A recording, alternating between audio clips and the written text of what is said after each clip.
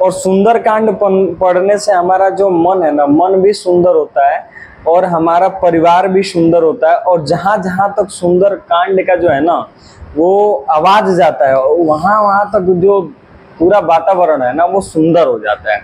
इसलिए सुंदर कांड को सुंदर कांड, इसलिए इस कांड का नाम सुंदर कांड रखा गया दोस्तों। ठीक है, इस सुंदर कांड में 3 चीजें सीखने को मिलता है। हनुमान जी का लंका प्रस्थान, सुरसा से भेंट और छाया पकड़ने वाली राक्षसी का वध। ठीक है दोस्तों, मैं सिर्फ 4 चौपाई बोलूंगा, जो सुनिएगा बड़ा मजा आएगा, अर्थ के साथ बोलूंगा, मुझे भी अच्छा लगेगा और आप लोग को भी अच्छा लगेगा दोस्तों। एंटरटेनमेंट टाइप का है और बहुत अच्छा, बहुत सुंदर लगेगा आप लोग को। ध्यान से सुनिएगा। जब हनुमान जी चल दिए, अभी चलने को तैयारी कर रहे थे लंका के तरफ, पहली बार सीता जी का पता करने, तो वहां पे पहला चौपाई है कि जामवंत के वचन सुहाए और सुनी हनुमंत हृदय अति भाए, तब लगी मोहि परिखेउ तुम भाई, सही दुख कंद मूल फल खाई। यानी जब जामवंत जी का वचन बजरंगबली सुने, कल के वीडियो मैंने बताया था ना कि जामवंत जी ने बोला कि हमारे पास हनुमान है जो वायु है और वायु के सम्मान वो उड़ते हैं आकाश में। तो जब जामवंत जी ऐसे वचन बोले, हनुमान जी जो है ना बहुत खुश हुए और वो लंका जाने की तैयारी करने लगे। तो वहीं लिखा है सुंदरकांड में कि जामवंत के वचन सुहाए सुनी हनुमंत हृदय अति भाए, तब लगी मोहि परिखेउ तुम भाई, या सही दुख कंद मूल फल खाई। इसका अर्थ है दोस्तों कि जब बजरंगबली जी बोले कि भाई तुम लोग जो है दुख सहकर कंदमूल फल खाकर और मेरी राह देखना, मैं जल्दी आऊंगा। ठीक है, और जब लग यहाँ सीत ही देखी हो ही कार्य मन हर्ष विषय की, यह कहीं ना ही सब ही कहीं माथा चले हर्ष ये धरी रघुनाथा। जब तक मैं सीता जी को देख कर वापस लौट ना आऊं, काम अवश्य होगा, क्योंकि मुझे मेरा अंदर जो है ना बहुत हर्ष हो रहा है, खुशी हो रहा है। अगर किसी काम को आप करने जा रहे हैं ना, अगर आपके अंदर में खुशी हो रहा है तो वो काम 100% सक्सेस होगा। तो बजरंगबली वही उसी चीज का जो है विवरण बता रहे हैं कि काम जरूर करके आऊंगा, क्योंकि मैं जा रहा हूं तो मुझे इस काम को लेकर बहुत खुशी हो रहा है, आनंद हो रहा है। तो वो बोले कि श्री रघुनाथ जी को जो है वो शीश झुकाकर और चल पड़े। फिर जब आगे बढ़े तो सिंधु तीर एक भूधर सुधर कौतुक कूद चढ़े ऊपर, अब बार बार रघुबीर सम्हारी तर्क उपवन तनय बल भारी। इसका मतलब दोस्तों कि सिंधु तीर के तट पर एक सुंदर पर्वत था। हनुमान जी खेल खेल में उस पर्वत के ऊपर जंप लगा दिए, कूद गए। जब हनुमान जी उस पर्वत के ऊपर कूदे तो वो पर्वत जो है वो पताल में चला गया। इस वेग से कूदे थे। मतलब हनुमान जी कितने वेग से जा रहे होंगे कि उन्होंने पैर रखा ना जाओ उस पर्वत पे, तो वो पर्वत पताल में चला गया।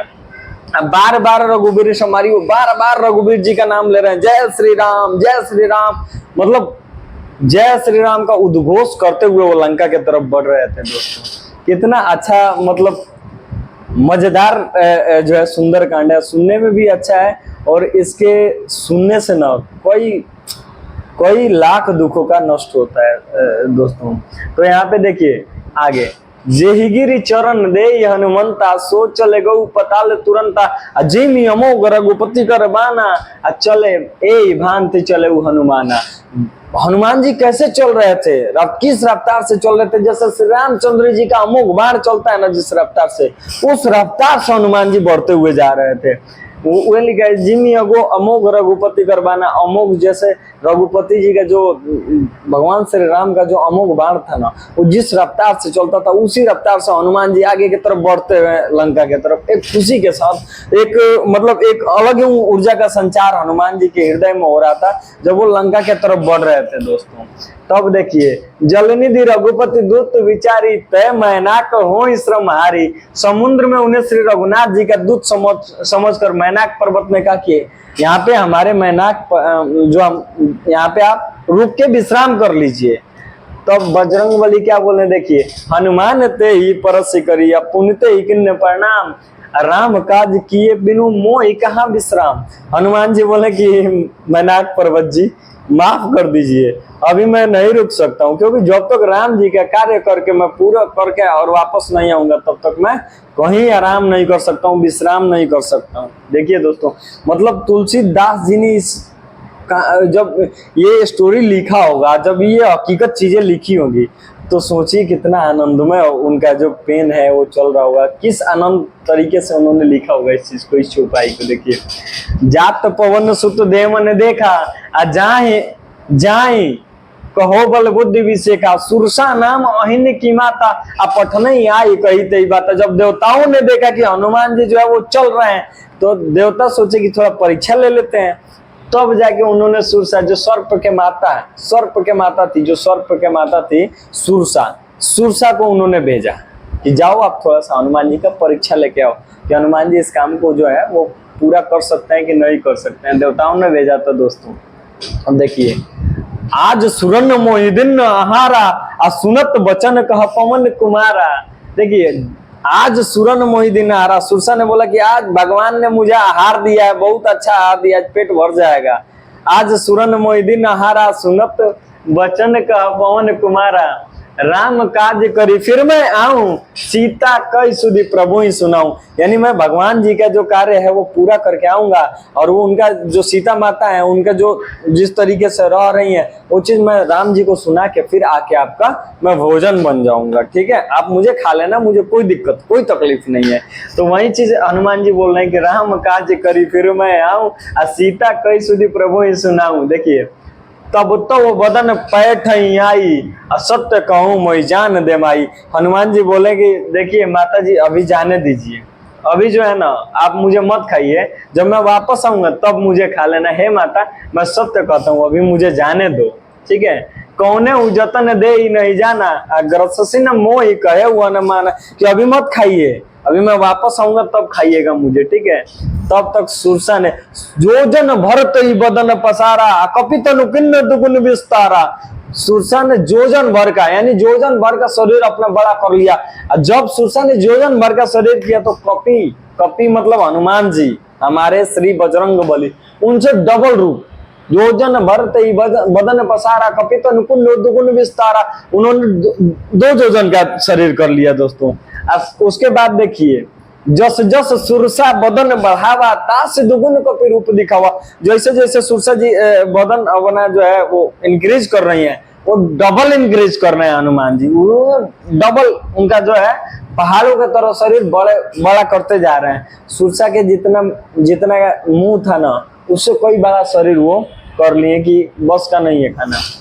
देखिए, अब सत्य जो जन तेई आनन किन्हा, कितना प्यारा शब्द है। देखिए, सुनिए दोस्तों, सत्य जो जन तेई आनन किन्हा, अति लघु रूप पवन सुतलिन्हा।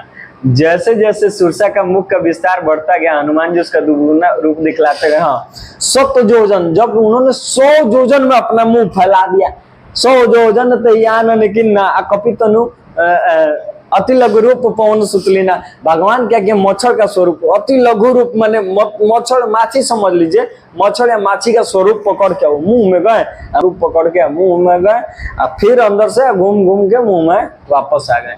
देखिए दोस्तों, यही बदन पैर टिपुनी बाहर आवा, मांगा विदाम ताई सिरुनावा, मोह सुरन जेही लागी पठावा, बुद्धिबल मर्म तोर में पावा। जब वो अंदर जाके मुंह से निकल आए, तब बोले कि अब माता, मैंने आपका इच्छा पूरा कर दिया, अब मुझे जाने दीजिए। तब सुरसा ने बोला कि मुझे भगवान देवताओं ने भेजा था आपका परीक्षा लेने के लिए, आप इस परीक्षा में सफल हैं, आपको अब कोई नहीं रोक सकता अपने कार्य को पूरा करने से, पूर्ण करने से। दोस्तों देखिए, बदन पैर टिपुनी बाहर आवा, मांगा विदा ताई सिरनावा, मोह सुरन ने जे लाग पठावा, तोर बुद्धि